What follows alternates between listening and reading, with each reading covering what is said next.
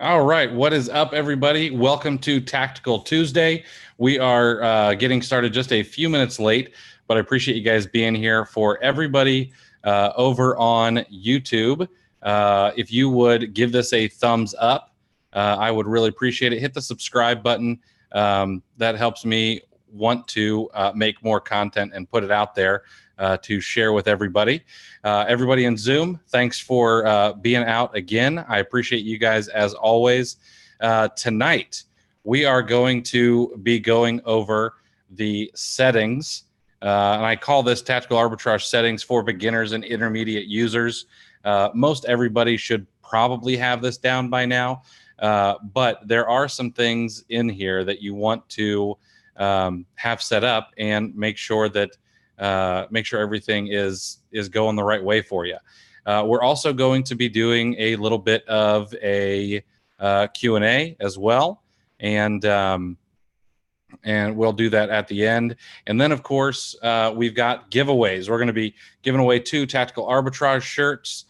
We've got 2 copies of IP Alert, the extension that Nate McAllister and myself built.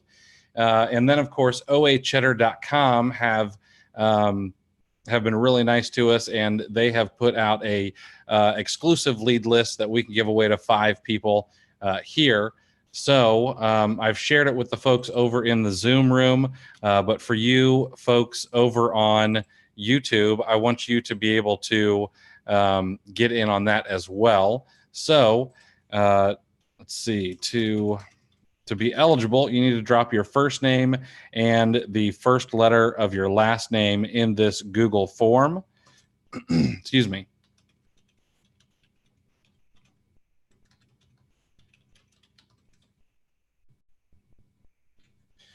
And I have just put that in the chat.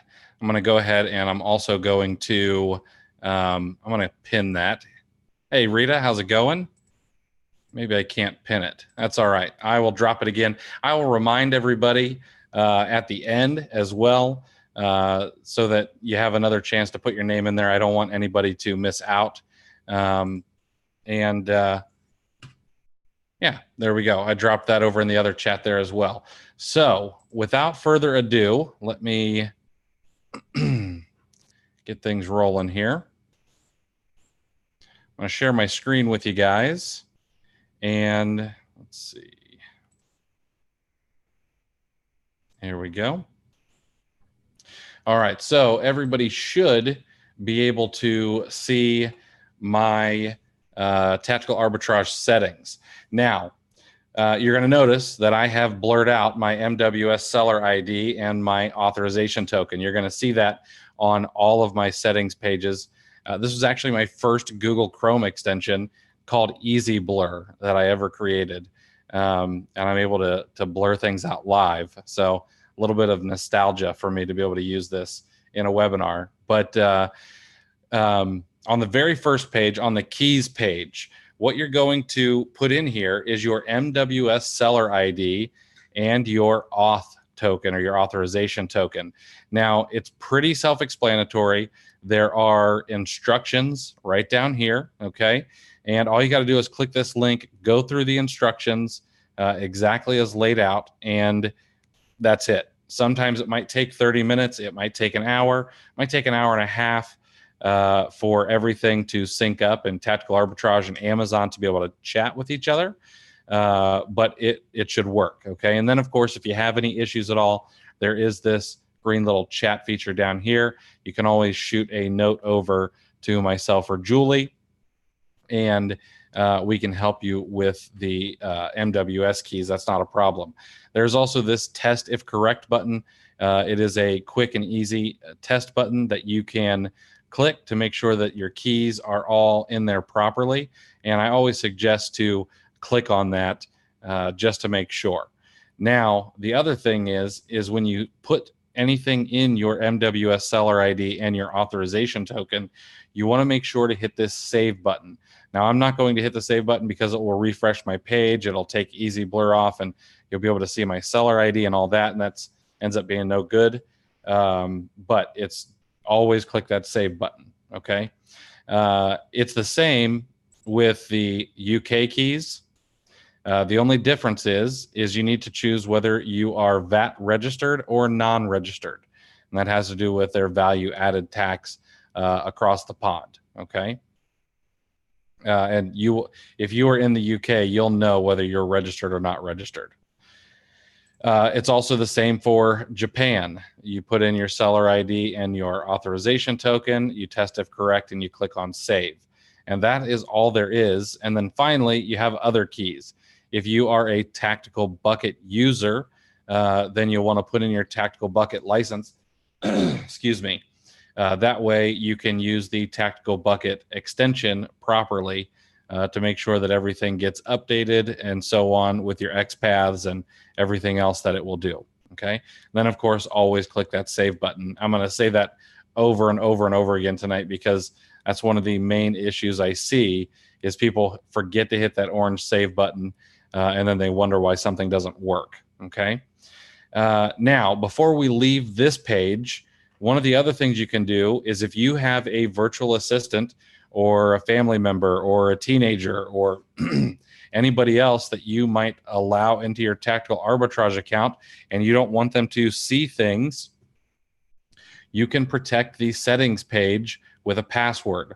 All you have to do is type the password up here in this little box at the top right-hand corner, and then don't forget it, okay? You can click on save. Now, if you do happen to forget it, it can be changed. It's not a huge deal, but you can protect your entire settings right up there. That way they can't mess with all the things that we're going to get into tonight, and they can't see your keys or anything like that, okay? So hopefully that all makes sense. Of course, you guys can always stop me at any time if you have a question, and we'll dig into it and kind of explain what's going on, okay? All right, let me shut these down. Okay, this is the advanced user. We're actually going to get to that in a little bit. The next thing you're going to see is the notification screen. Now, to me, in my opinion, this is one of the most important screens there is because the right way to use Tactical Arbitrage, whether you're going wide with your filters or you're going very granular with your filters, is to have Tactical Arbitrage be running as close to 24/7 as possible. Now, I will be honest, I am guilty of not having it run as much as it should. I really should have it running. I should have, as many scans as I can running as close to 24/7 as possible. And with the fact that you can set items up in queue, it's pretty easy to make sure that's happening now. Okay. But if you're not setting up items in queue or scans in queue, then you want to have your notifications turned on. And this is going to be for a couple of reasons. Notifications is going to let you know when a search or a scan is finished. It's also going to let you know about your auto updates folders. Okay. Excuse me. If you have any auto updates set, then you're going to get notified about those as well. Now, you can choose email. You can choose, or you can put in your phone number as well. And this can be US or any of these other countries here as well. All right. To get text messages or SMS messages. I have my email notifications turned off. I don't want an email, but I do have my SMS notifications turned on. I like to get text messages when my searches are finished. You can also mute your text message notifications. So I don't have these turned on. I just put my phone on silent when I go to sleep. But if you would like, you can actually have this go to mute during the night. Okay, so if I wanted this from midnight until, let's say, 6 in the morning when I'm sleeping, then I would set this up, and I am in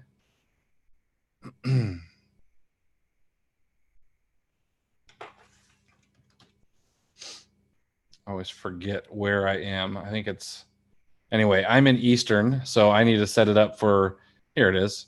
I'm -4 is what I'm at. Eastern time. Okay, so you want to make sure this is UTC time. All right, it's not necessarily what you're used to. So you need to know what your UTC time zone is. Eastern United States, or the Eastern time zone, is -4 hours. Okay, it might be 5 if it's daylight savings, but you can figure that out with a quick Google search. So right now I have this set from midnight until 6 a.m. so that I'm not getting any notifications. Okay. You can use sound notifications. This is actually sounds on your computer. So if you have this, let's say I have the Tactical Arbitrage pinned, or I just have it open in a tab, when a search is finished, then I can actually get a sound notification on my browser. And I have that turned on as well. And then finally, if you want to attach a download data to your notification email, you can do that as well. So if I have my emails turned on and I want the download data to come to my email, I can do that, and it will automatically email me a log of the scan so that I don't lose it. So if you're someone who maybe doesn't check their finished scans immediately, and you think it might go out past the time when the log will go away, you may want to turn that on. That way you always have a log available if there is an issue.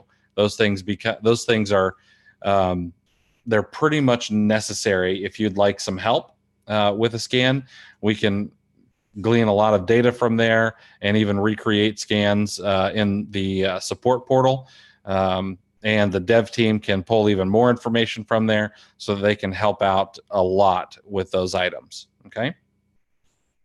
Now, again, you make any changes here, make sure to hit that save button. Now, the other tab on this particular page is going to be auto updates. Auto updates are important if you want to get alerts when items come back in stock. So if you're tracking items that are out of stock, you can set it up so that that folder is auto updated X times per day. The other thing is you can set notifications for ROIs and estimated sales, and then you can also have it set up so that you only get the alert when products satisfy the ROI, the in-stock, and the estimated sales criteria. Okay, so the way to do this is, the first thing you'll need to do is you'll need to enable product and reverse search saved list auto updates and alerts. Okay, so enable that. Then you want to select the folders. So right now I have mine set up for the main folder search and the main folder reverse search. Now I don't have anything in there right now because I don't really use this feature very much. And that's probably something I actually should do.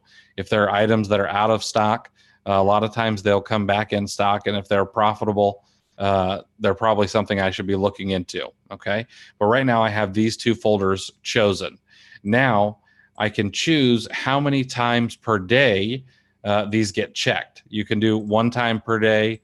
You can do up to 4 times per day. However, you'll have to remember that there's a limit based on how many items you have saved. And I always forget what it is. But if you click this little question mark over here, it'll tell you. So if I want it to be checked 4 times per day, I have to have 999 products or less. If I have anywhere from 3,000 to 4,000 products, auto update can only be 1 time per day.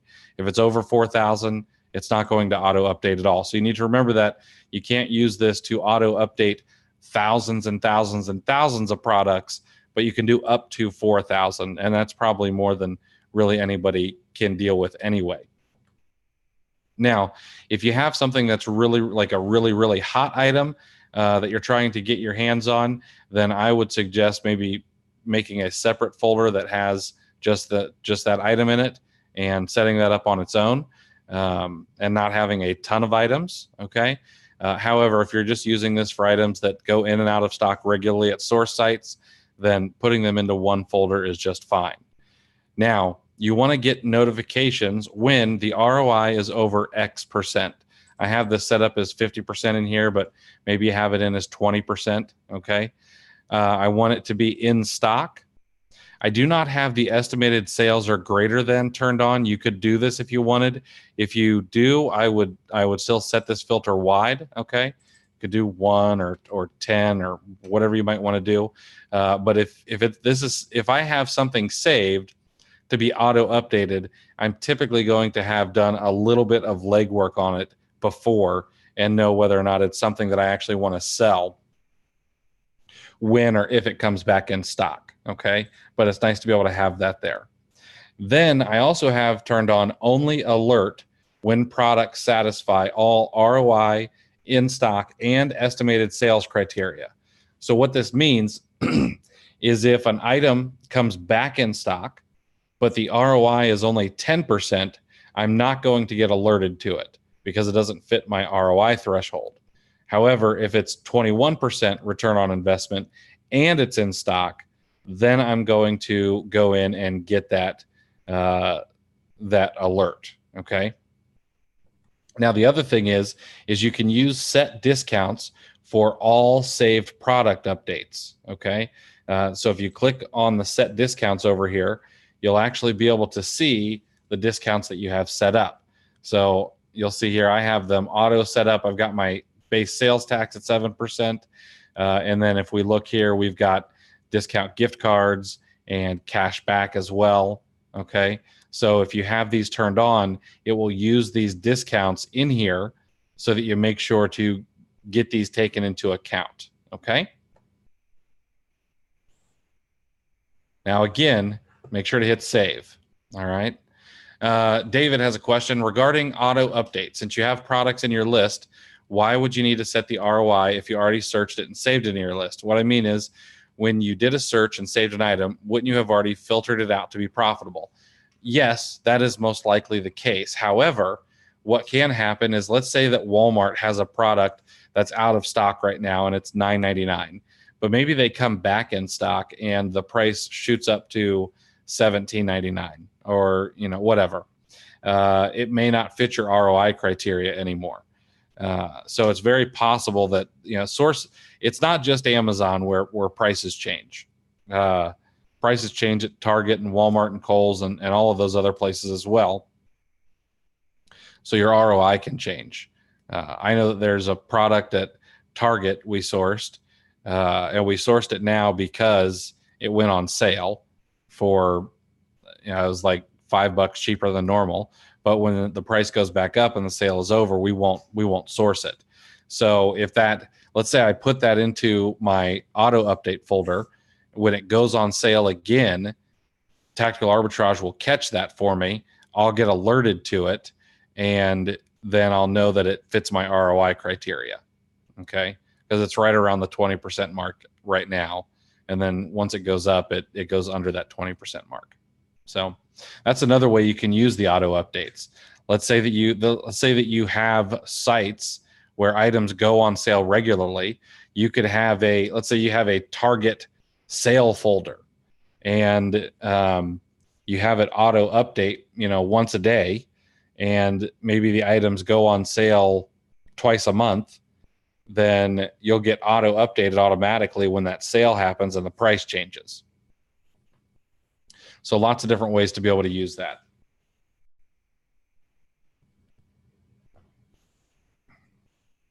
All right. Any questions on auto updates and alerts before we move on?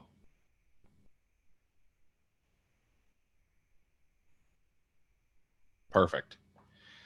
All right. The next thing is searching. And under searching, we've got a bunch of different areas to go under. The first one is going to be your cache. Now, here's what the cache is. The cache is Tactical Arbitrage's database. So what happens is when you do a scan, let's say you're doing a Walmart health and beauty scan, all of the products from Walmart health and beauty that you go over get cached into the Tactical Arbitrage database. Now, that does not mean that I see the products that you have just scanned, okay? And it doesn't mean that Jim Bob sees the products that you just scanned. What it does mean is that if I decide to do the exact same scan as you, and I have my cache set out far enough, then my search will go a little bit faster because Tactical Arbitrage will pull the data from the database and put it into my results, okay? Sorry, let me go back to this question. How do we save searches in folders to be used for auto updates? Once you choose the folders, all you have to do is move products over there. And I think we've talked about that in the product search video. You may want to go back to week number 1. But all you have to do is put products into that saved folder like you would any other product from your view data. I'll have to go back and look, but if I have not gone over how to move things around in your view data and things like that, we'll do that next week when we actually kind of go soup to nuts, how to get started and find products and things like that. Okay. So that is what the cache is. The cache allows a scan to go faster because it can pull from the database. Now you can always update. You don't have to use cache and things like that. The other thing is some of you are going to notice that you don't have 10 days available in your cache. That's because you're on the newer, less expensive plan. Okay. The newer, less expensive plan, I think, goes to 5 days or something like that. I don't have one of those plans, so I'm not 100% sure. But you do get to pay a little bit less money, and you have a little bit of a smaller cache window. Okay. Cache on flips is 3 days. Product reverse search for me is 10 days. For those of you with newer accounts, it's going to be a little bit lower. Same with library and wholesale. Now, I have these set in my settings at as high as they will go. Okay. But when we are actually on a product search page, when we're on a reverse search page, a wholesale search, or anything like that, at the very top right-hand corner, which I'll just show you here, the very top right-hand corner of the product search, we can change this here as well. Okay. So it doesn't really matter what they are here. You can also change them from the product search page. I just happen to have mine set out to the longest. Now, your search filters. Your search filters are the important parts. Okay. Of course, I am in the USA. If you are in the UK or Europe or Canada or anything like that, you can choose the flag that represents the country that you're in. And then I am using fulfillment by Amazon. Now, if you are doing merchant fulfilled only, you can choose merchant fulfilled only. That way, all of the fees and things like that are correct. But I would imagine that most of you are probably using the FBA program. If that's the case, you'll want to make sure that FBA is chosen because the fees, the storage, and things like that are all going to be a little bit different. Now, the next thing is the title/image match. Now, we know that there are UPC matches, and then there are title and image matches.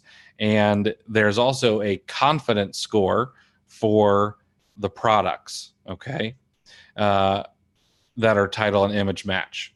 Now, I have mine set to average. And what this means is that I will see everything, even if it is 35 confidence score or greater. Anything lower than that, it's probably a complete mismatch. Now, I have mine set really, really wide because I want to see everything. It could be that two products just don't hit on the image match or the title match, and they might actually be the same. So I like things to be a little bit loose. You don't have to do that. If you want to tighten things up a little bit, you could do something like great on the top confidence match, and then on other matches you could do good or something like that. But I would not get too loose. If you do excellent on both of them, you're going to limit things. If you're doing title and image matches, which I would suggest you do, it's good to be able to see those. Okay. So I have mine set wide, and then we go through pretty quickly, and I have all my data set up so that I can see images next to each other and titles next to each other and so on. Okay. Now, in the domain search sets, this is where you can actually remove items from your searches. Okay. In my product search domains, I have it right now. I have all domains. I have toy stores. I have video game stores. But right now I have it set to all domains. Now, what this means is that I have everything selected. Okay. I have all the sites from every single marketplace turned on. Now, let's say, for example, that I am never going to hit up eBay, for example. Let's find them here.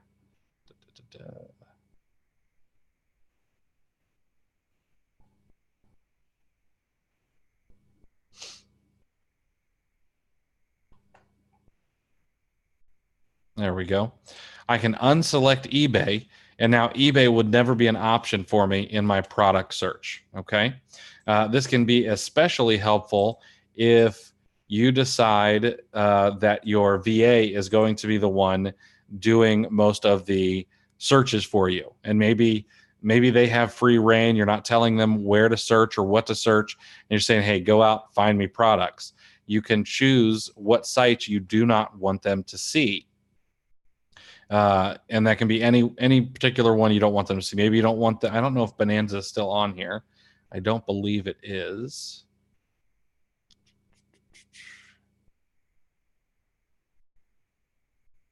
It's not. Okay. So Bonanza used to be in here. Bonanza is a Google site. All right. Maybe you don't want them shopping Born Shoes or Bourbon and Boots or Box Lunch or any of these other places. You can deselect any one that you want. And maybe you are super niche. Maybe you only want toy stores. You can go in and you can actually create a new list. Okay. And let's say I want to do toy stores 2019. Okay. Going to add that. I'm going to go down to, and I'm going to choose which ones I want. Okay. So let's say, I don't know toy stores right off the top of my head, but let's say Burpee and Bye Bye Baby, and we'll just say Chickos. I know that's not a, okay. I want those three. I click save. And then I've got them saved into a list. So you can create all kinds of lists in here that you might want to do, okay? There's all kinds of ways to do that. It's not really that necessary, but it is available if you want to do it, all right? What's more important is the exclusions area. The exclusions area allows you to kind of break down items that you don't want to see in your searches. So the first thing is the category exclusion manager. The great thing about the category exclusion manager is you can choose what categories you never want to see. So I have Amazon Launchpad, apps and games, CDs and vinyl, collectibles and fine art, digital music, luxury beauty, which I can't sell in, and vehicles. I have all of those selected so that I never see any products from those particular categories. Now, maybe you can't sell in topicals, or maybe you're not able to sell clothing and shoes yet. Okay, you can exclude any category that you don't want to see any products from. Okay, so this one is really, really handy. I would suggest you do that before anything else. Okay, make sure to hit that save button when you decide what you don't want to see anymore. The other thing you can do is you can do brand exclusions. Okay, now this is easy to do. So for example, let's say that I cannot sell Nike. I put Nike in here and I hit the little plus button and it drops it down there. And then I hit Under Armour and I hit that plus button again and it's there.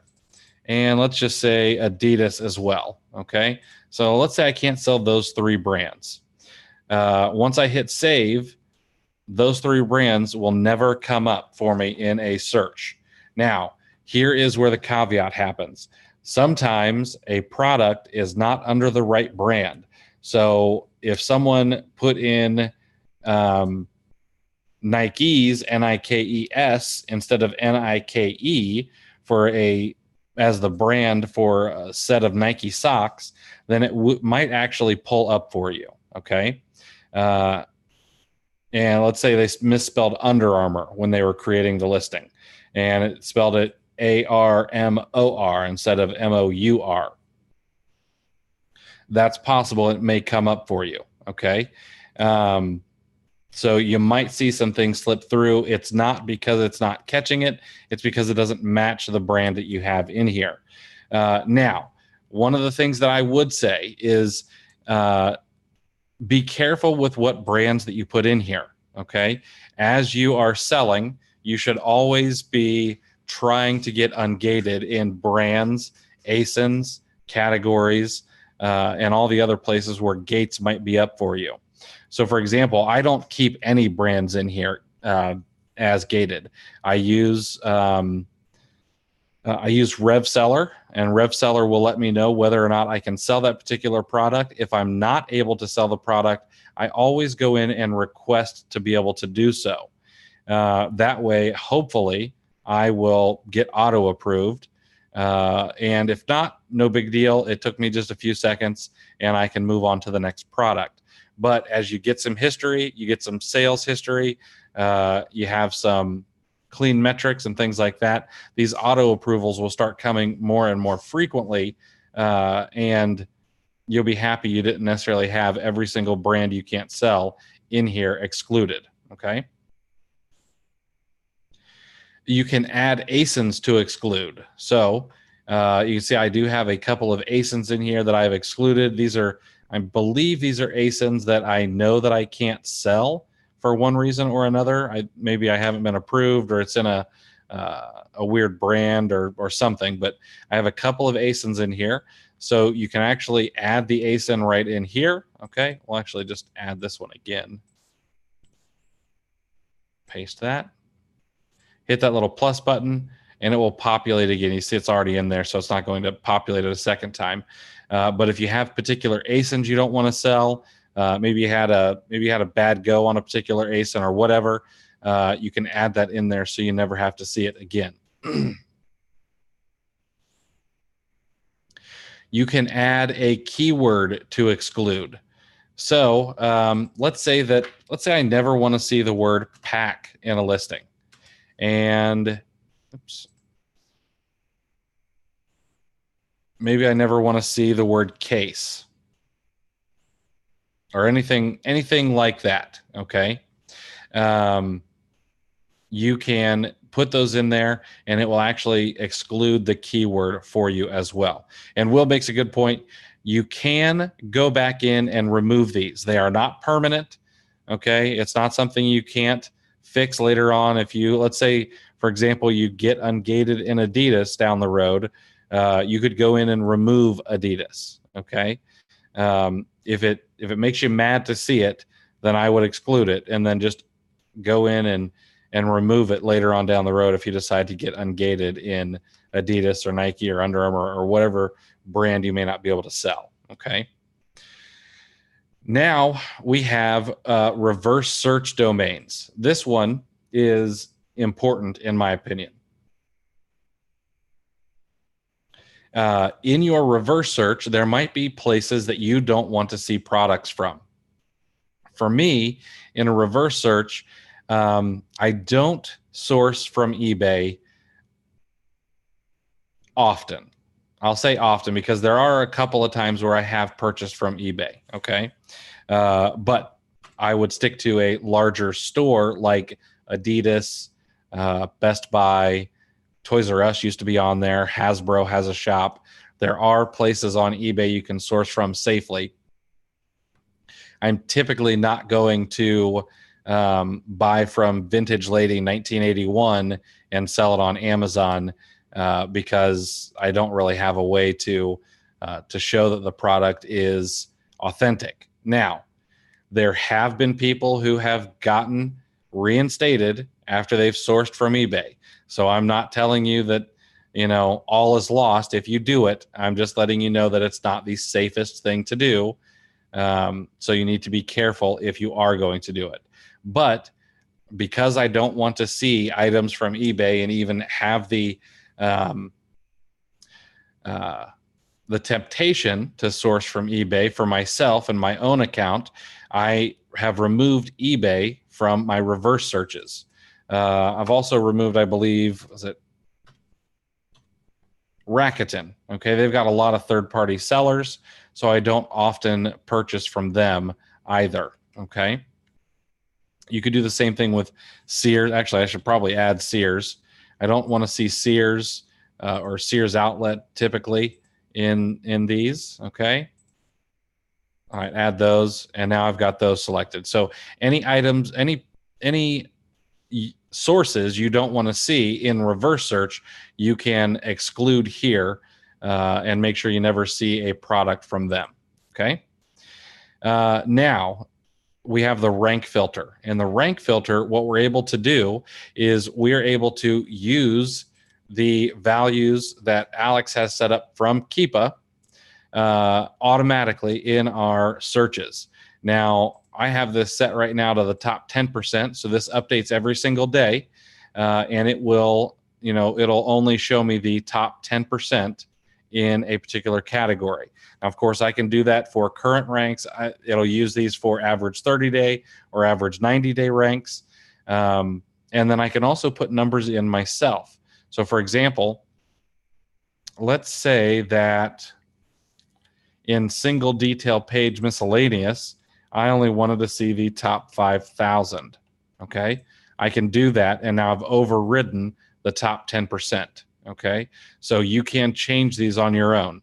Now, remember, my suggestion is to always go wide. So if you're going to use this, I would suggest that you use the top 10%, and then you use these as average ranks, or just set in your own, or use the estimated sales filter or whatever. But this is a great way to get started and be able to use something that's automatically figured out for you. Okay, you can lower it. It can go to 7 or 4%. You'll notice that all these numbers change here. Okay, if you want, you can see I changed that single detail page miscellaneous. I can remove it, and it has now gone to 40,000 from the 100,000 it was at. Okay, before the search category exclusions were in here, this is how I would exclude things like movies and TV, CDs and vinyl, digital music. I don't have to do that anymore. So I could actually take all of these out because I have them excluded in the search categories. Okay, I'm going to leave this at the top 10% for me. Now we also have competition analysis. The competition analysis is that little mouse over box for you, okay, that will show you, or will actually tell you how many sellers are within X% of the buy box, okay? So I have mine set for 2% because this is where I think it's important to worry about the number of sellers. It seems to be that people within 2% or so of the buy box get to rotate throughout the buy box, and that's who I'm really competing against. I'm not really worried about people who are within 20% of the buy box, because typically I'm not going to be competing with them. If they're 20% higher than the buy box, I'm probably going to wait for me to sell out. Okay. So I keep mine pretty low at 2%. You can choose that, whatever makes you feel comfortable. I really wouldn't go, would not go much more above 10% if you're going to mess around with this. But again, choose what you're comfortable with. Rank filter question. Once I hit save, will it revert back in the next search? If you have it turned on and you hit save, then it should use that for your next search. Yes. You can always override it. You don't have to use it, but it should revert to whatever you have saved in your rank filter. Absolutely.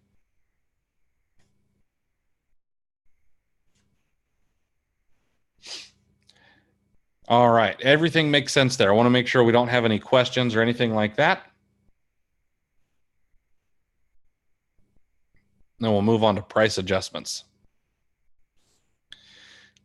Now, the price adjustments has gotten some upgrades, okay? The price adjustments, you now have this, you have this reverse search domains and multi-bulk discounts, and you can set these up, okay? What this will do for you is you can set your base sales tax. So in the particular area that I live, I pay 7% sales tax. Now, of course, there are things like groceries, and I think there's one other category where the state of Florida doesn't charge sales tax, but it doesn't allow me to do it by category. So I just do a 7% across the board. And then, of course, there are some sites where I don't have to pay taxes to, but I don't, just for ease of use sakes, I don't mess with it. Okay, I just put 7% across the board. Now, of course, if you're using a prep center that is in a tax-free state, you want to make sure that that's set at 0. And then the other thing you can do is you can put discounts in here, and you'll see that mine are automatically filled in. Okay, so discount number 2 is discount gift cards. So these are all the discount gift cards that I can get currently for these particular sites. It's what their percentage is.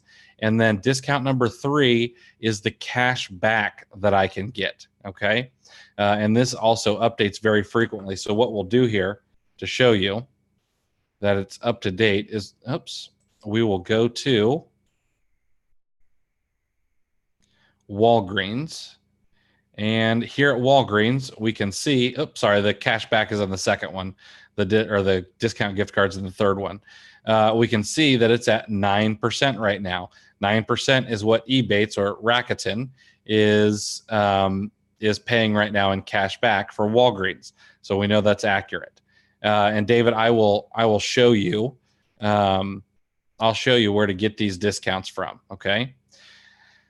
Alex added this very cool thing: select cashback and gift card services. In the cashback and gift card services, we hit select, and what we can do here is we can actually choose the sites that we want to use for cashback and gift cards. So, for example, I have 3 chosen for cashback. I have Top Cashback, I have Giving Assistance, and I have Ebates. Now, of course, there are other sites that will often do much more cash back than these 3 particular ones. However, I don't want to have to worry about 52 different cash back sites and whether or not I'm actually going to get cash back from them. I know that Ebates or Rakuten and Giving Assistant, I can do a one-click setup on any particular site that I'm on. So if I go to Walgreens.com, my Top Cashback, my Rakuten or Ebates will pop up and say, hey, activate your cash back. And my Giving Assistant will pop up and I'll say, hey, activate your cash back. And then I can choose one. Okay. Top Cashback, I need to go through their portal. I haven't checked lately to see if they have an extension or anything. But I like to keep it to 3 just to make things simple. You could keep it to 1 if you only want to use 1, but you do want to make sure to get as much cash back as possible.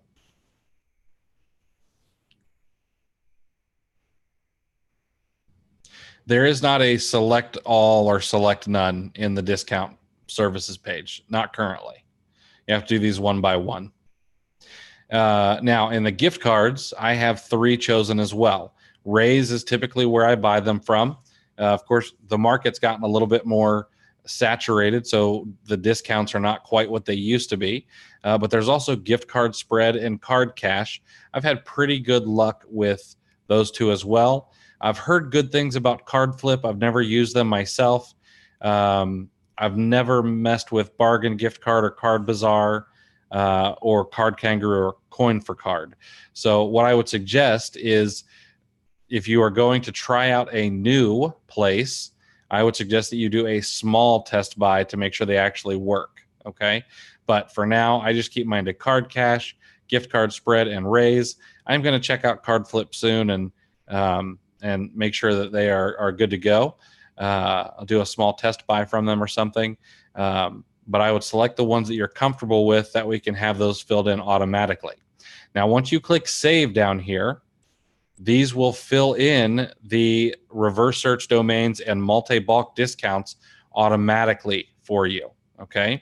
So when we're setting up our searches, you can actually have these auto fill in. And next week, when we kind of go from A to Z, I'll show you exactly how that's all taken care of. Okay.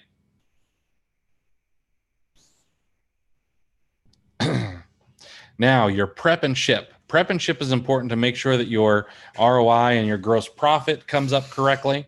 If you're using a prep center, you're going to want to make sure that you know what your cost to prep is, because it can make or break your profits. So, if it's $1 or $1.50 or whatever that is, you're going to want to put that in here. And then if they have a different cost to prep your oversized products, you want to put that here as well. Okay, I put it the same number, but if it's $3 for oversized or anything like that, you're going to want to put those numbers in there. Now, I leave mine blank because we prep at home. If they have a separate cost to create a bundle, you'll want to put that in here. You'll notice that even though I prep at home, we do put in a little bit here just to cover things like extra stickers and extra poly bags, things like that, when we might want to create a bundle, or we're actually using some boxes for one particular bundle right now. And we know that it costs a little bit extra. Yeah, Gabriel, Tactical Arbitrage, it's kind of like, so what Alex did is he incorporated Rev ROI into Tactical Arbitrage. It goes through, figures out what cashback site has the best cashback for you, figures out what discount gift card site has the best discount gift card, and then it will place that in there for you automatically based on the sources that you select in the select discount services area. If I had all of these selected, then let's say that, so Ebates is paying 9% cash back right now, but let's say that Active Junkie was paying 12% cash back. Then it would pull the 12% cash back for me and show me that figure and use that in my search if I have it set up. Okay. Okay, so the prep and ship, you want to make sure that these are all set up correctly so that it shows your ROI and your profits correctly. Right now, we're using 75 cents per pound. That is way overkill. We're probably paying on average about 38 cents per pound, but we add a little bit of buffer on there. Every now and again, we get something that needs to go to the left coast. And then we also like to have a little bit of buffer in there for things like boxes. That figures in the cost for boxes, et cetera, and so on. Let's see here. We got a question from YouTube. How do you enter info to track the cost of shipping stuff to your house? Like if I order from Barnes & Noble, they will charge shipping. Okay, so there's not a great way to do that, okay? The reason being is that most sites have free shipping at a particular threshold. So the one that I know is highest right now at this particular moment is, who is it? Sierra Trading Post. I bought from them recently. Sierra Trading Post, you've got to get above $89 and then use a special code to get free shipping. There was one other place that I actually ordered from where they just charge $9.99. So what I do is I just figure that out on my own, because there's not a way to tell how much it's going to cost. Now, if you know that you're never going to hit that, so for example, Walmart, okay, and Walgreens is another example. At Walgreens, if you don't hit $35, if you're just spending $25 every single time, they're charging you $5.99. So if you know it's going to be a flat rate, I would put that in my cost to prep a standard product. It's going to be $5.99. Okay. But if I'm always trying to get free shipping, and if that means going out and getting a code somewhere or hitting a threshold or whatever it is, I always try to hit that free shipping. Ashley says, back to cashback and gift card settings. Does it automatically link to the site, or do we need to log in to our chosen? Okay, so when you are actually going to buy, okay, Tactical Arbitrage is going to go in, it's going to find the best deal for you. But when it's time for you to actually buy, you're going to need to go through the portal yourself. It's not going to automatically apply that for you. And the reason being is the portal needs to get their cookie into the site before it's going to pay them the commission, and then they give you part of that commission. And the same for gift cards. You have to go out and purchase gift cards at a discount before you buy from whatever the source site is. You need to get that delivered to your email so that you can go in and pay for your products. Okay. Unfortunately, I won't do it automatically.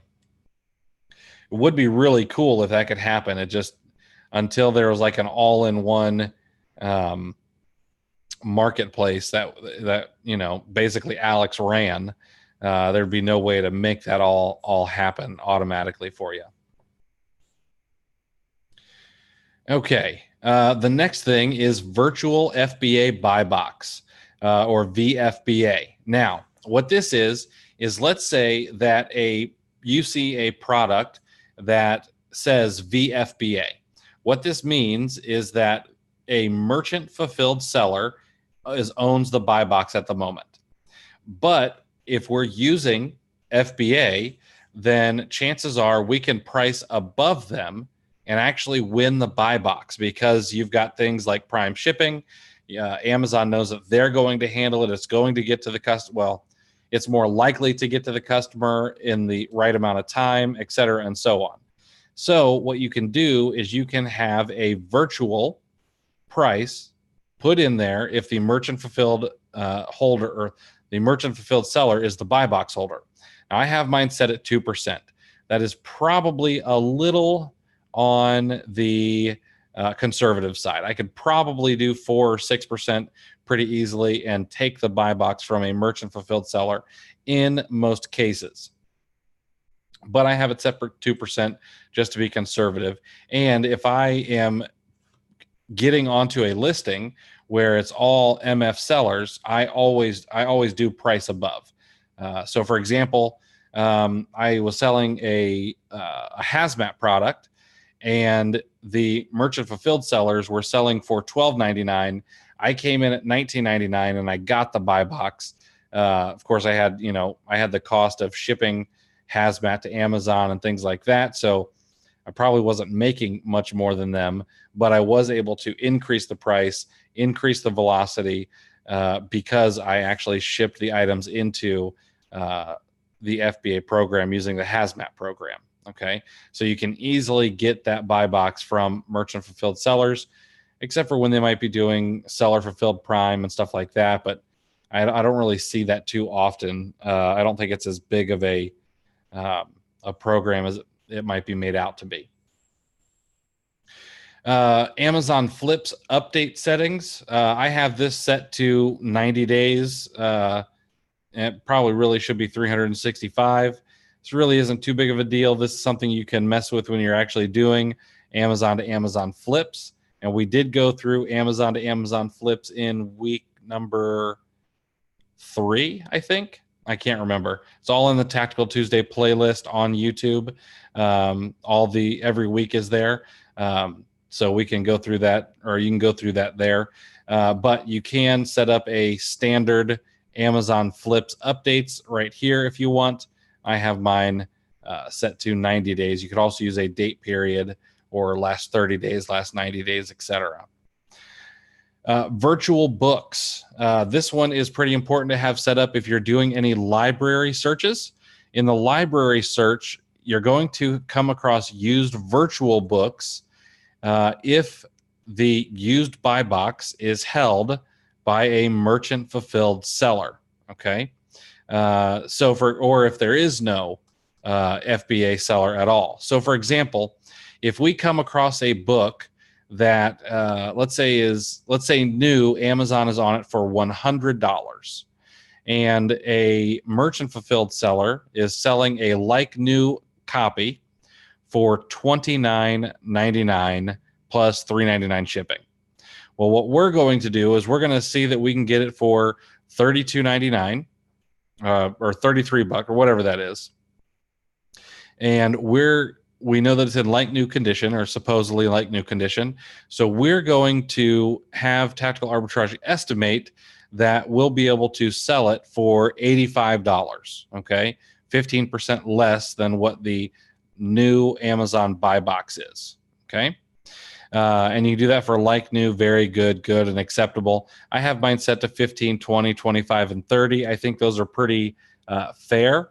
If there's not any other FBA sellers on a particular listing, you'll want to play around with those numbers as you start digging into the library search, and it becomes something that's a little bit more of what you mess with, okay? We've got some questions. So I'm going to hit some of those, and then we'll keep going. Okay.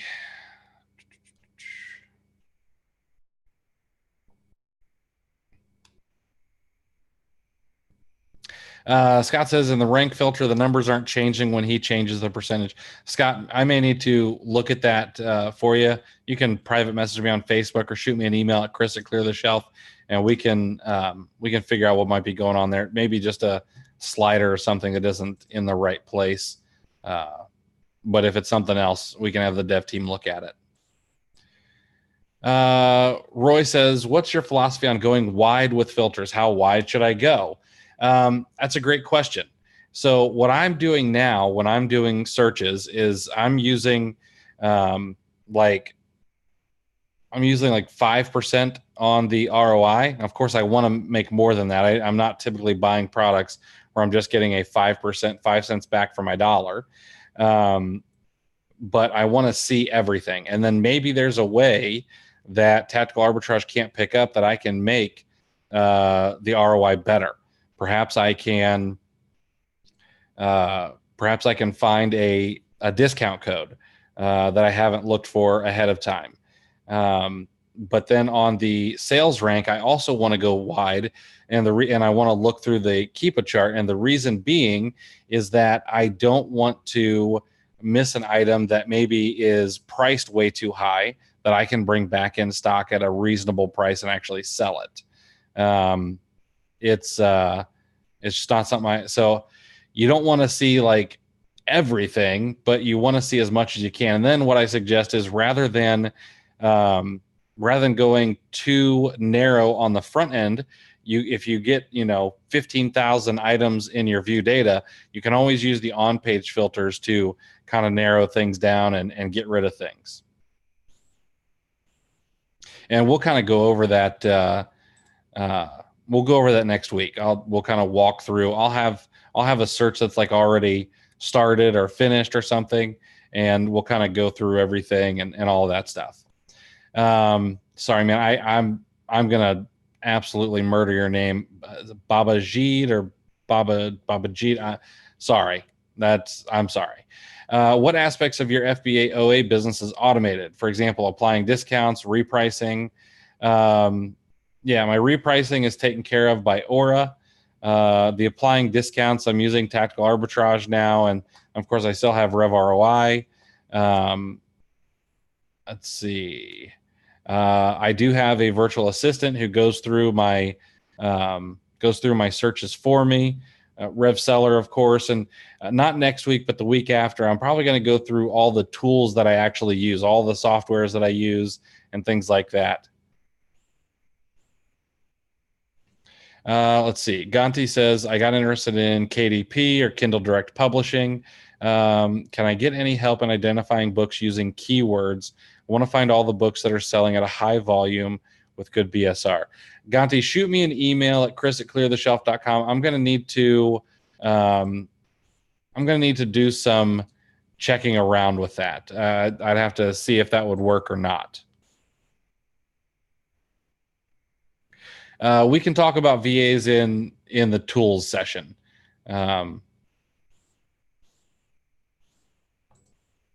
Perfect. What week of this is Tactical Tuesday? This is week. So this is week 6, but we missed a week because I took my family on a vacation. So this is week number 5. Week number 5. All right. Next up is our viewing limits. Now, the viewing limits is also important.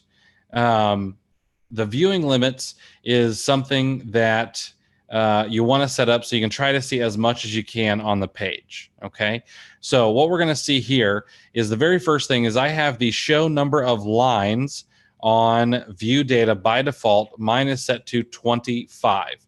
Now what this is the number of products that I see. Okay, sorry, let me answer this question on YouTube. Are you able to show how to reverse search for in-store items? I will show you guys how to do that next week. You put your filters wide, but you recommend beginners doing it different. I find that I'm getting a lot of things that are mismatched. Okay, so I will be honest. This is a little bit of a pet peeve of mine because people will call items where the quantity is different from Amazon to the source site a mismatch. And it's not a mismatch. If the products match, it's a match. The issue is that when someone creates the listing on Amazon, a lot of times they're not putting in the correct data. So if I've got, if I've got this iPhone and I'm selling it in a pack of 2, then on the back end, I should actually put under the quantity 2. But I went too fast, and this is a bundle, it's 2 iPhones. So I am actually just going to say that this is quantity of 1 because it's a 1 bundle of 2 iPhones. So either I'm not able to do math or I was just going way too fast and didn't set up my listing correctly. Now, Amazon is trying to crack down on this. They're trying to get the data cleaned up. But Tactical Arbitrage can only get data that Amazon will give it.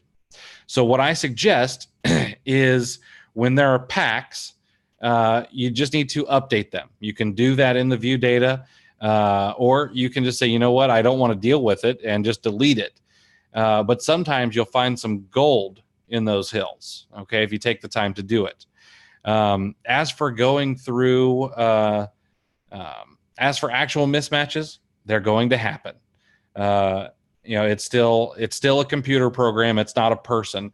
So the thing is by going wide, we're allowing ourselves to see things, and then we have to use our eyes. And yes, it can be a lot of data. That's why we can use the on-page filters to get things out of there and not see certain things, and that just happens. Okay, mismatches. Things are going to get better over time, but we got to remember, like I said, it's a computer. You can fix them, or you can have a VA fix them, but the other thing you can do is you just keep scanning and move right on past those. And when I'm going through products, I'm moving pretty quick. I'm looking at the Keepa chart.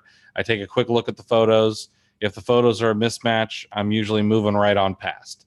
Unless unless something is just kind of close, then I'll start taking a deeper look. But what we're trying to do is we're trying to avoid having to go in and copy the title from, say, Walgreens or Target or Kohl's, put it on Amazon and find the right one, or and go through all of that, because that manual OA is a pain. Okay, but anyway, back to these set limits. Show number of lines on view data by default. I have mine set to 25. When I'm actually looking at the view data page, I actually usually have it on 10. You need to have this not set to 100 or 50. Please set this to 25 or 10.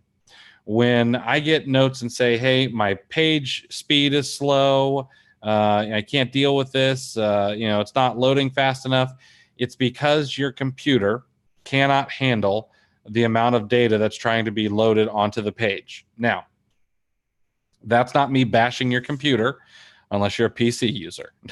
I'm just kidding, and I'm sorry.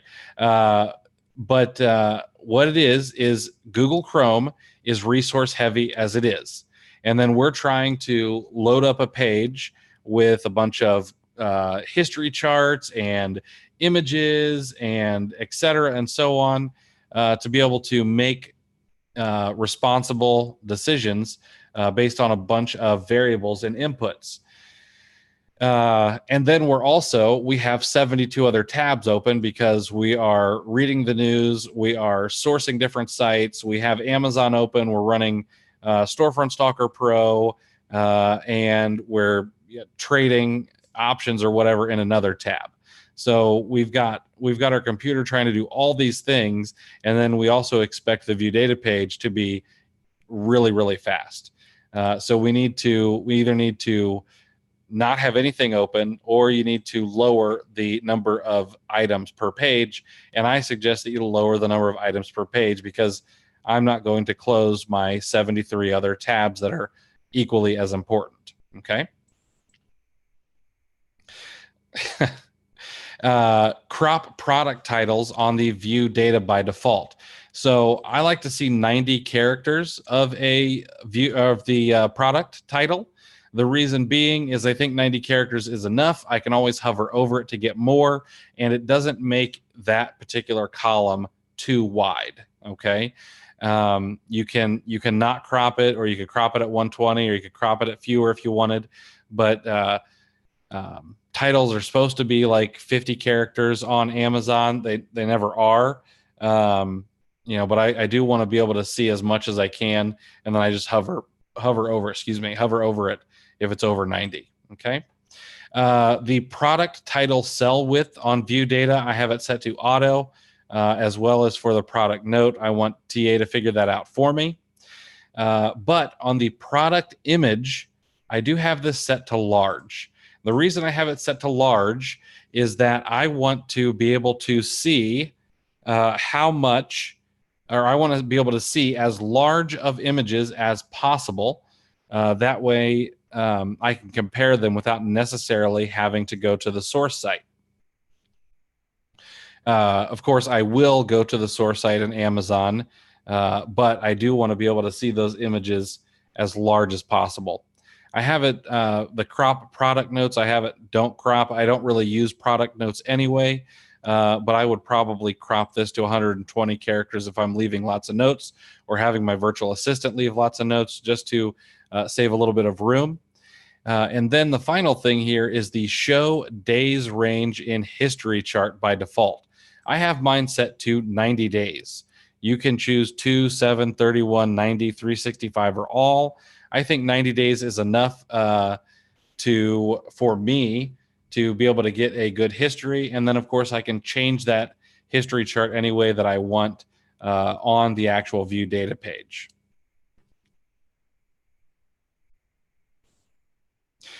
Your account, I can't open the account either. That's got some sensitive information in there. But in the account area, we can actually go in and make changes to our account. We can upgrade, downgrade, all kinds of things in there. So when you're inside of your Tactical Arbitrage account, actually hit this account button and mess around with some things in there. Okay. I'm going to hit a couple of questions.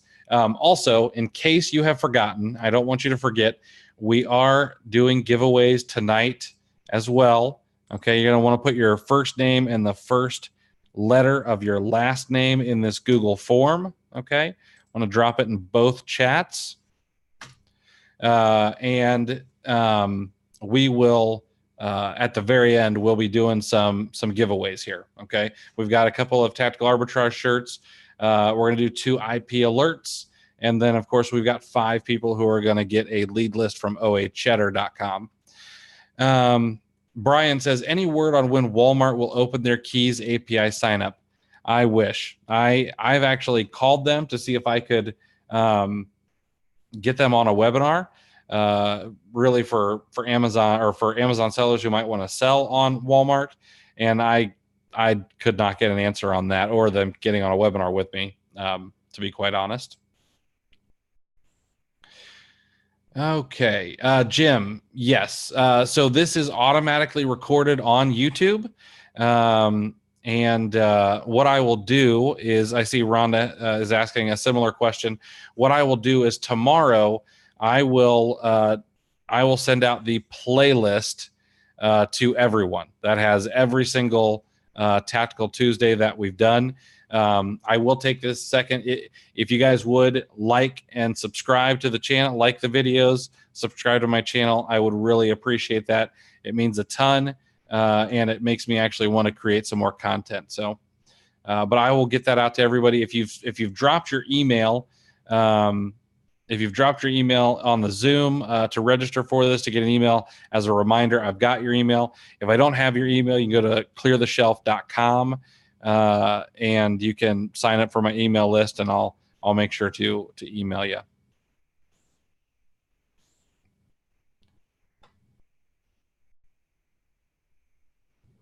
All right, answered Craig there. Craig, yeah, I'll get you taken care of. Scott, max due rule, I agree. Okay. What is the difference when we use the keys? Actually, that's a great question.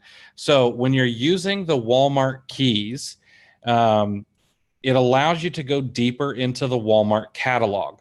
So for example, if we go to walmart.com right now, okay, and let's say that we go to the toys section. Let's just open up toys. Come on. There we go. Let's go to the toys and video games. And then inside of the toys and video games, we're going to go to action figures. Okay. Now, what we're going to see here is we're going to see a bunch of different categories or subcategories. Okay. Inside of the subcategory, let's go to all action figures. I'm going to open that up in a new tab. Okay. And then we're going to go to action figure play sets as well. Okay. So if we go to all action figures, what we're going to see is we're going to see that there is 1 through 40 of 1,000 plus products in all of action figures. Okay. And if we go down here, we're going to see that they only show 25 pages. Now, the thing is they may actually have like 10,000 action figures. They could have 20,000. They are the second largest catalog right behind Amazon. Okay. With the API, I'm able to get past that 25-page barrier, and I'm able to see everything. Okay. Now, granted, you're seeing their most popular items. Okay. They're showing you the ones that they expect you to buy when you're looking this way and when Tactical Arbitrage is searching this way.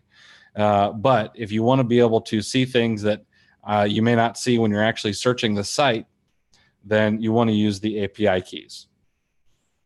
And one of the reasons we know that this is the case is this is a action figure playset, which is a subcategory of action figures, and it says it's the same size as the action figure category, and it's got 25 pages.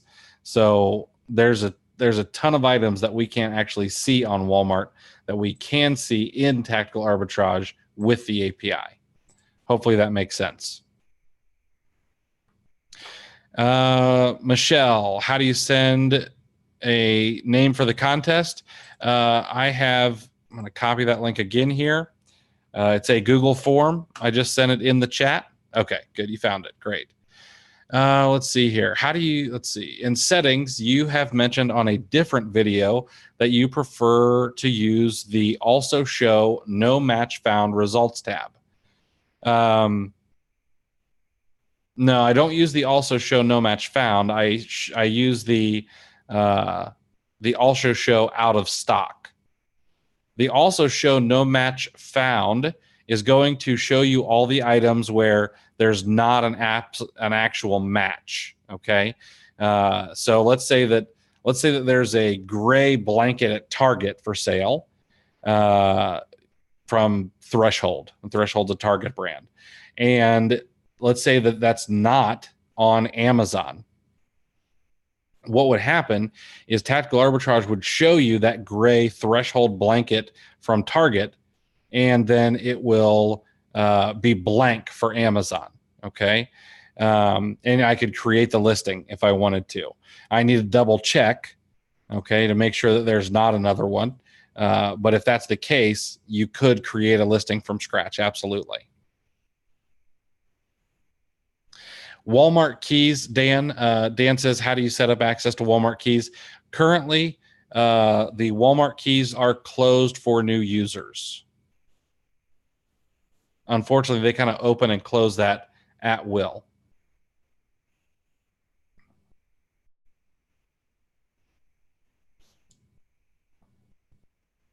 Lisa, Lisa, you ask a good question. I understand your answer to this question. Maybe it depends, but about what percentage of your sourcing is done with Storefront Stalker and what percentage is done with the product finder on Keepa? It's probably 50-50. Probably 50-50.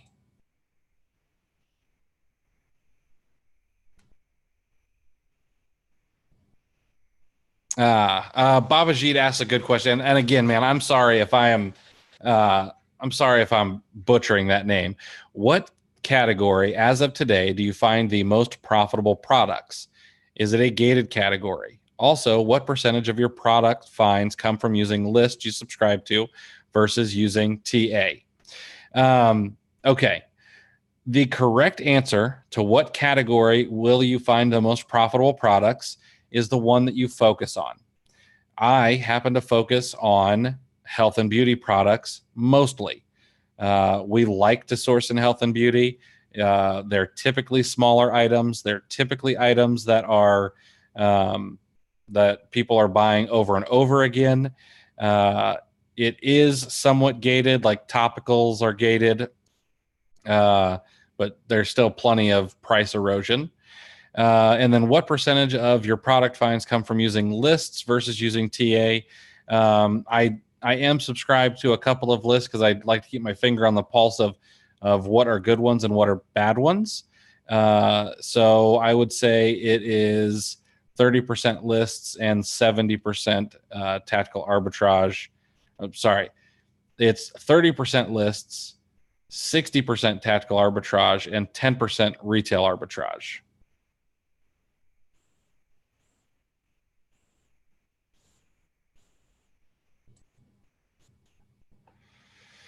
On the settings of product search for the also show reverse search results of more sources, you have advised to turn it off if we are doing a sale or if we are looking for replens or searching for toys in Q4. Johnny, bring that question next week.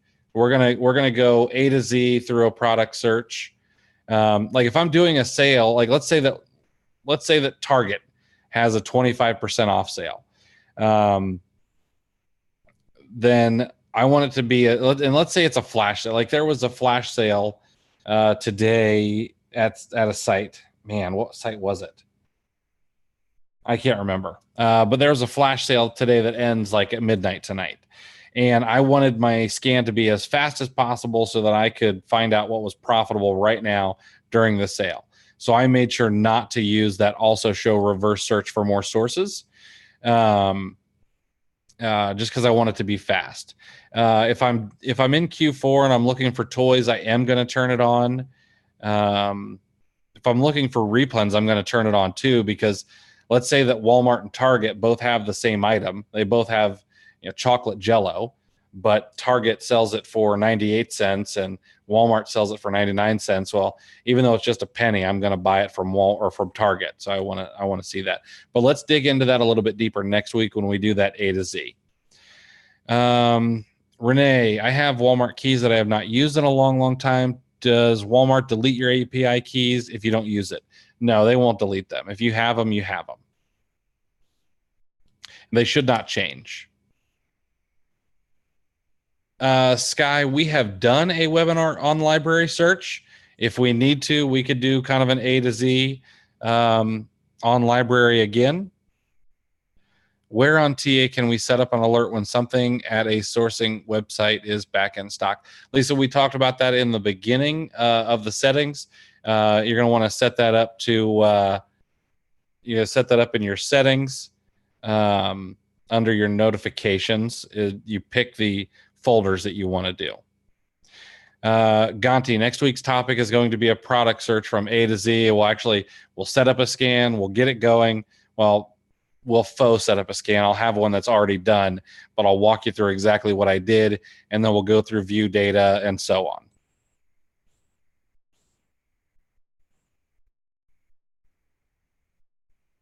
David, what site gives you up-to-date flash sales or today only sales, etc.? That's a great question. Salesgazer.com is a really great tool. It's actually something that I helped build, sort of. I am not the genius who actually did the coding and everything, but it was kind of a mutual idea between me and a friend.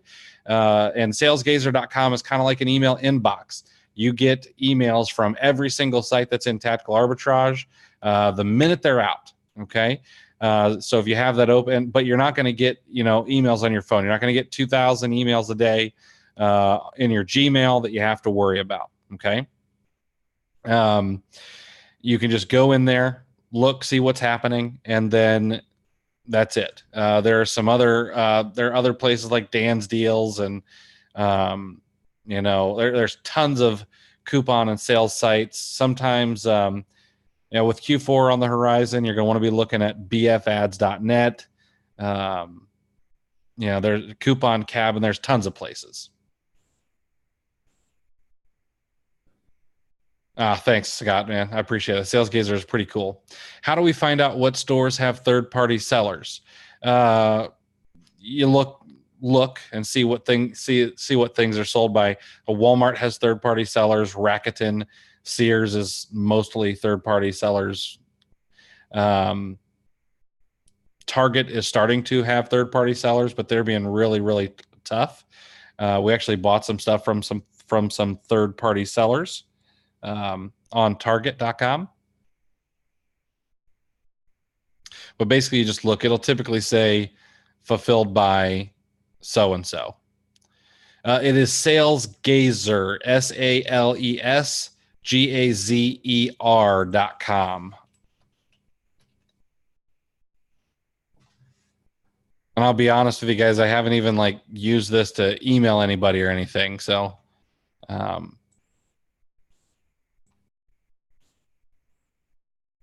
it's all just a free tool. Okay. Brian, just want to say thanks. Brian, thanks, man. I appreciate you being here. Christopher, how long have I been doing TA? 3.5 to 4 years. I was on board pretty quickly after it came out. This particular account that I have, which is not it's my first account, but it's not the very first account I had with TA. This one I know was set up in 2016. And then I've had one or two others before that.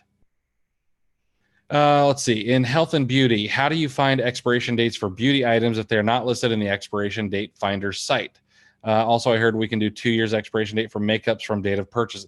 Okay, so you cannot do 2 years expiration date for makeups from the date of purchase. It depends. If the lot code is not pulling something up, then you need to probably call the manufacturer. Otherwise, it may have something on the actual package that looks like a jar that's being opened with a number in it. That number is the number of months that it's good for once the product is open. So, for example, your 2 years expiration date for makeups would be correct if that particular item, let's say, had 24 months on that little jar opening thing. Okay, that would be 2 years from the time that they open it. But typically, if you check checkcosmetic.net, and there's a couple of other ones. Check Fresh, I think, is another one. A lot of lot codes out there you should be able to find.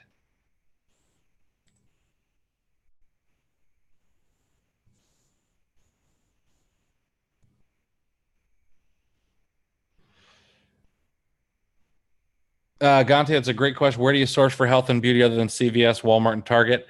I can't give away my honey holes. I've got 2 or 3 honey holes, but anywhere. There's so many sites out there with health and beauty products.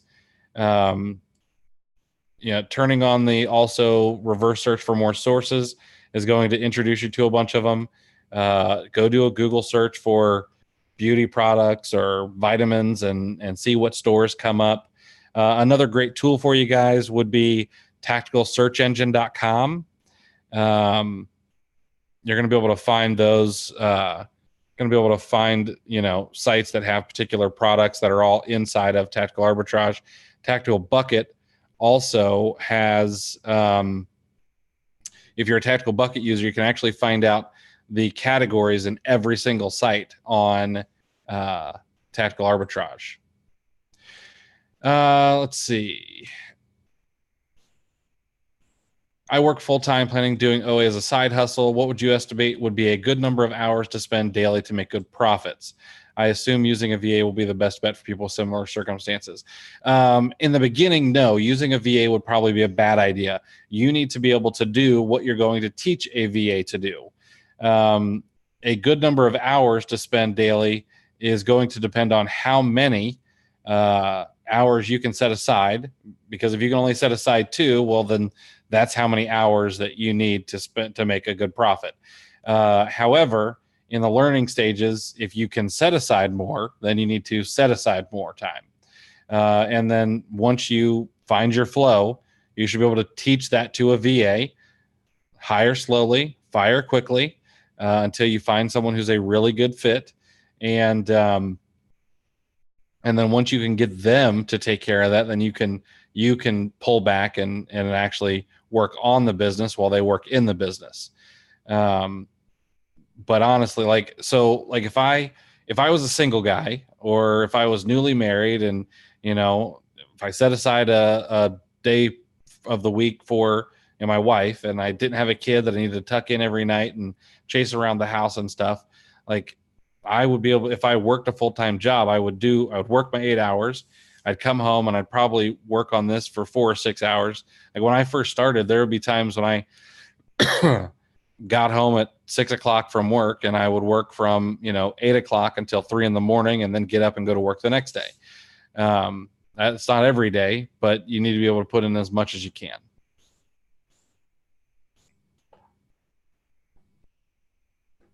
Okay.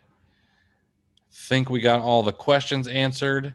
Let's talk really quick about TA Advanced User. This is also in the settings area. This is going to be if you add XPaths to your Tactical Arbitrage account. Okay. Now, I cannot tell you how to build an XPath. I do not know how. I'm not going to learn how. It doesn't interest me. There are several ways that you can have sites added. You can have them built for you. You can go to Fiverr.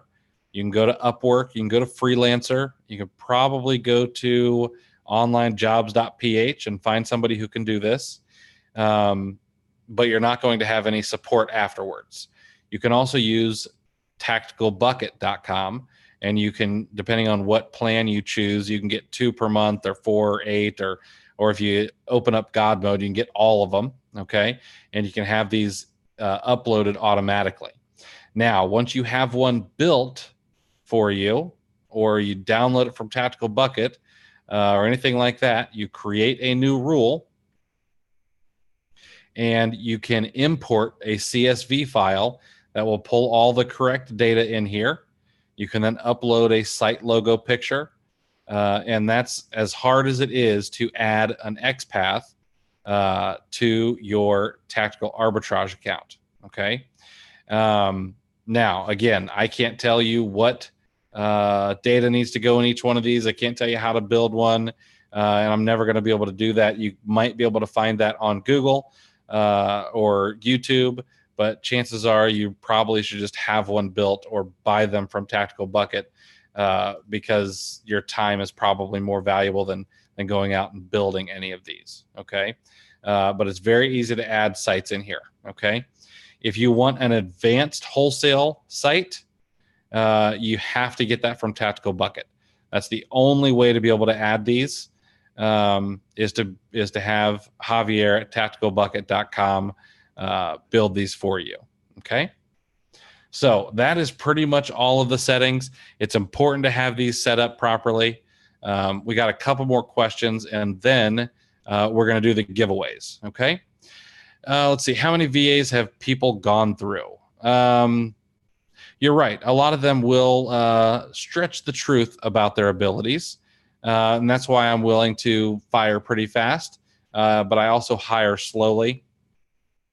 And you can also work with people, or you can pay a little bit extra and use a service like FreeUp, where they've done some vetting and things like that, and they go through tons of VAs. Bulk uploads and XPaths. Sure, we could talk about bulk uploads and XPaths. They're completely different. They do not serve the same purpose.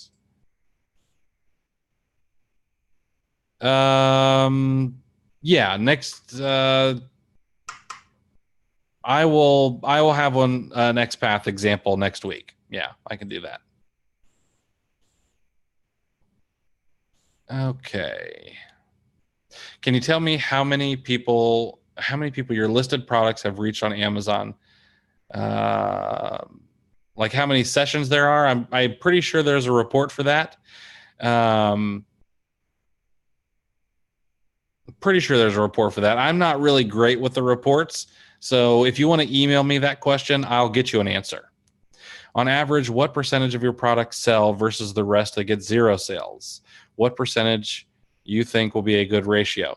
Well, eventually, all of my products sell. Well, that's not true. Eventually, 95% of my products sell. I still make bad buys. It happens.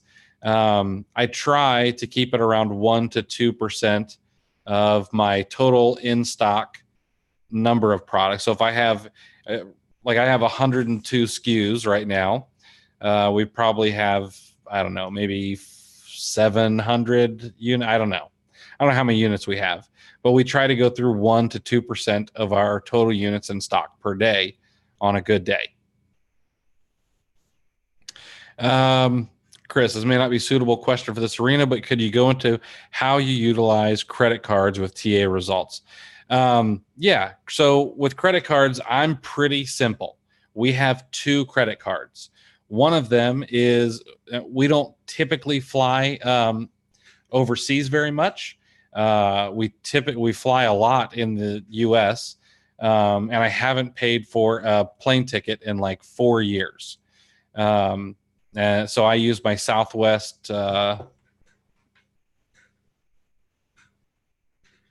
is it? I have the Southwest Rapid Rewards Priority Card.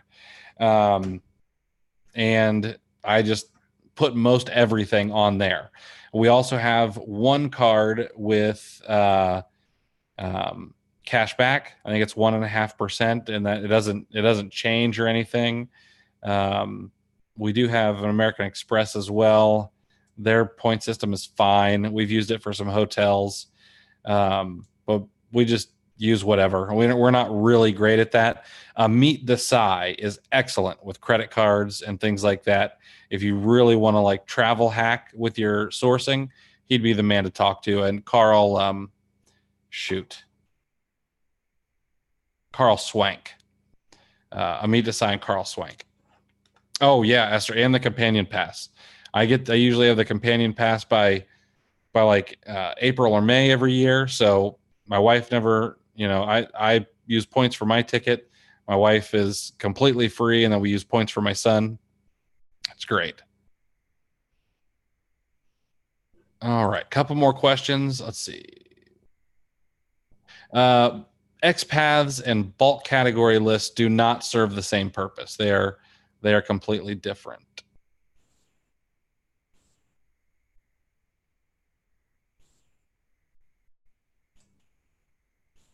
All right.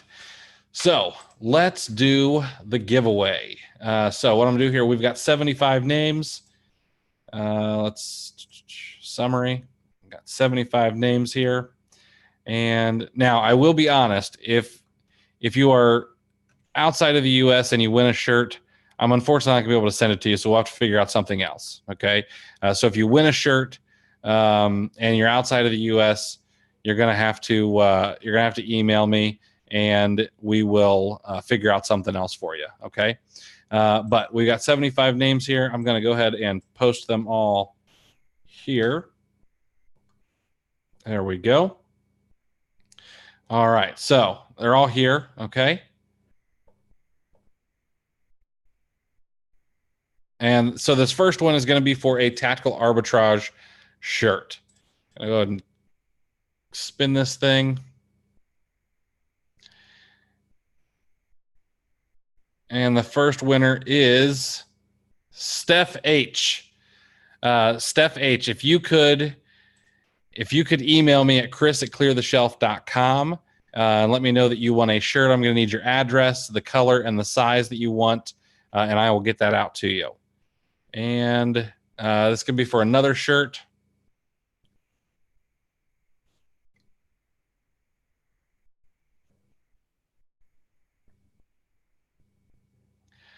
Lawrence B, if you can mess or email me at chris@cleartheshelf.com. Again, I need the color, the size, and your address, and I'll get that out as well. Now we're going to do 2 IP alerts. That's an extension that we built. And this can go to anybody since it is a piece of software. And it looks like Mary S. Mary, if you will email me at chris@cleartheshelf.com, I will get you IP alert. And let's go for the second one here.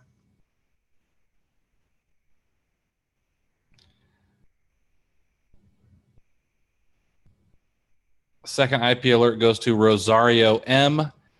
Shoot me an email at chris@cleartheshelf.com. I'll get you taken care of as well. Now we've got 5 OA Cheddars.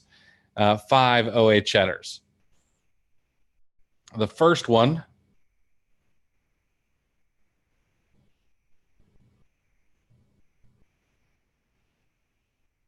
goes to Simone D. Simone, if you'll shoot me an email, I will get you OA Cheddar.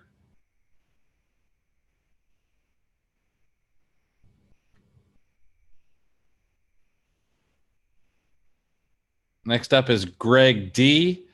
If you will shoot me an email, chris@cleartheshelf.com, I will get you a copy of this week's sourcing list from OA Cheddar.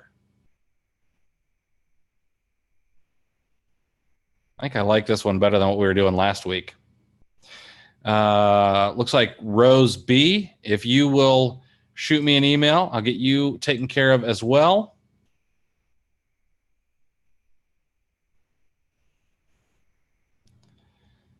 Oh, Will, I thought I was going to get you. Is that Rodolin? Rodolin A, if you'll shoot me an email, I will get you that OA Cheddar list. And the 5th winner is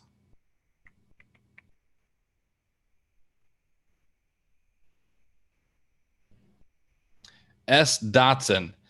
S. Dotson, if you will shoot me an email at chris@cleartheshelf.com, all of the winners, I would appreciate it. I will get you guys taken care of tomorrow. Everybody, I appreciate you being here. If you have questions, make sure to I didn't clear the list. Ken, shoot me an email. I'll hook you up with something. All right. And so next week, it'll be the same time, same place. We're going to do, we'll do a product search A to Z. The mechanics across product search, reverse search, and everything like that are pretty much going to be the same. If you're watching this on YouTube, please smash that like button, hit the subscribe so that I continue making this kind of content for everybody. Appreciate you guys taking the time to be out here tonight.